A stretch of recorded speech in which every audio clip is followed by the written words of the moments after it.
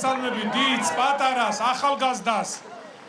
ძალიან მიხარია რომ ამდენი ადამიანია შეკრებილი და გიორგი საამაყოა, როდესაც მართლა თქვენ სიმღერებს მთელი საქართველო მღერის და ძალიან სასიამოვნოა ეს ყველაფერი და წარმატებები მინდა გისურვოთ ყველაფერში. დღეს მნიშვნელოვანი დღეა ჩვენი ქალაქისთვის.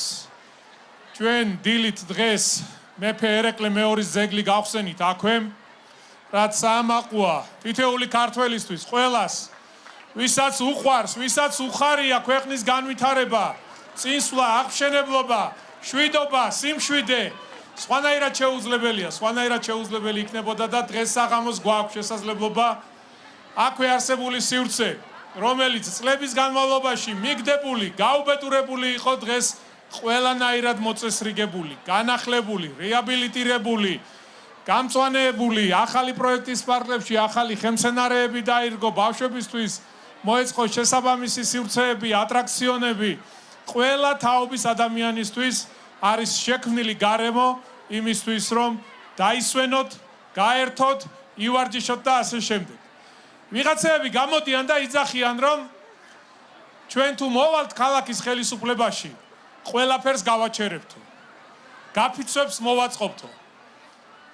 იმის მაგივრად, რომ საუბრობდნენ ქალაქის განვითარებაზე, თუ კახა კალაძის გუნდი აკეთებს ერთ პარკს, მათ 2 უნდა გააკეთონ, 3 უნდა გააკეთონ.